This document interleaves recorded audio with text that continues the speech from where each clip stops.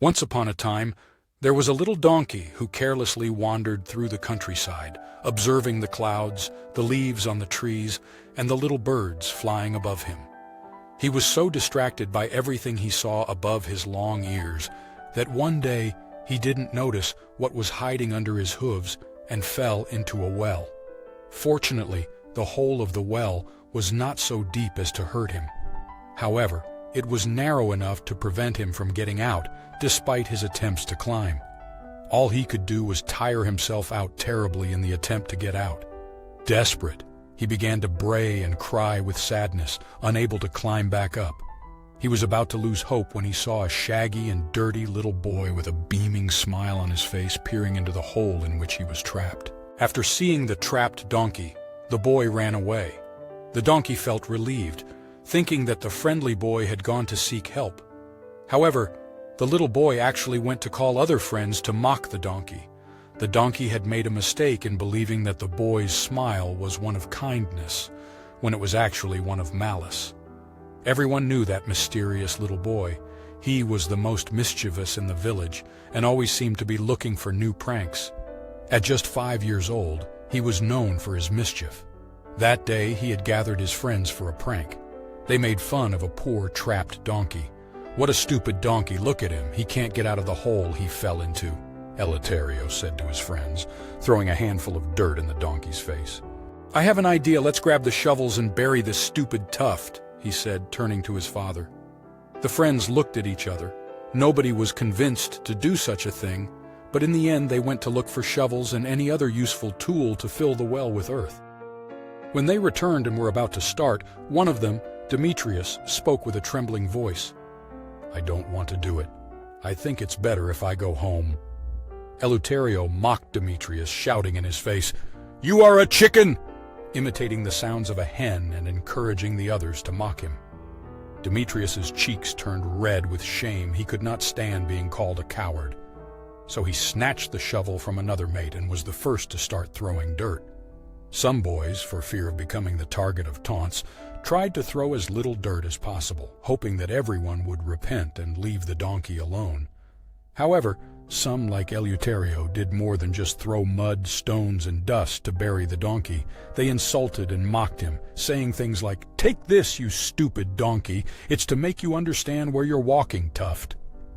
Meanwhile, the donkey was moving back and forth in the well, trying to prevent the dirt from getting in his eyes. But the boys kept throwing more and more earth, trying not only to humiliate him, but also to hurt him.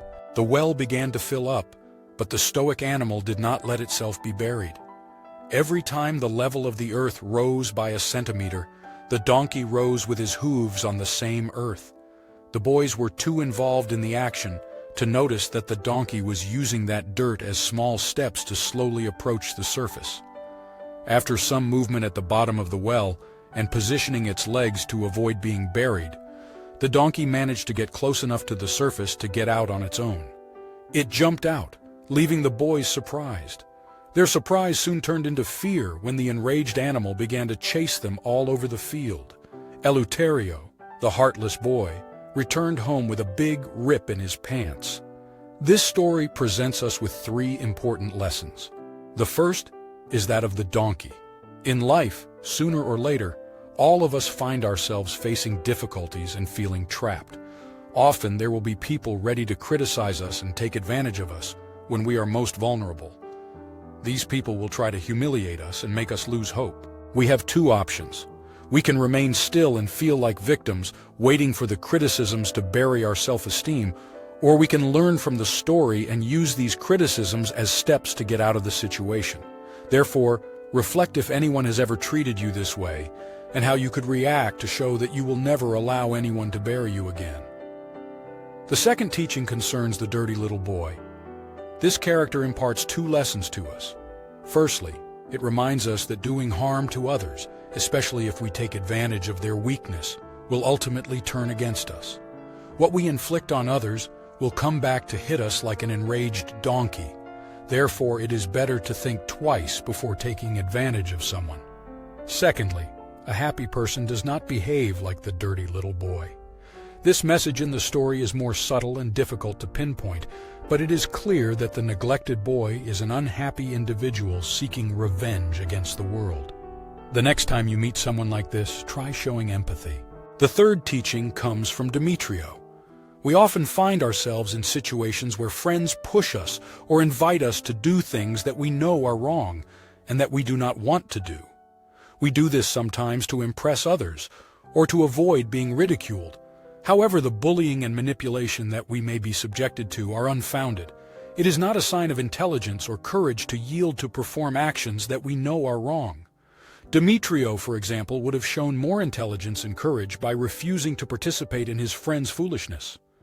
Moreover, it's important to understand that trying to please people who push us to do wrong things can only lead to harm. These people are not true friends, and it would be preferable to have no interaction with them. You shouldn't worry about losing such friendships, as they are not authentic friendships. True friends are those who wish you well and support you in your personal improvement journey. Therefore, you should not give weight to these people's opinions. I invite you to reflect if you have ever acted wrongly just to obtain the approval of others, and to consider what you should have done or said in that context. Now that you have learned these lessons, we urge you to continue listening to other similar stories. Each story carries with it values, similar to trophies, that help us improve as people. If you like the message of this video, please leave a like, share it, and don't forget to subscribe to our channel. Leave a comment to share the lessons you learned, and see you in the next video.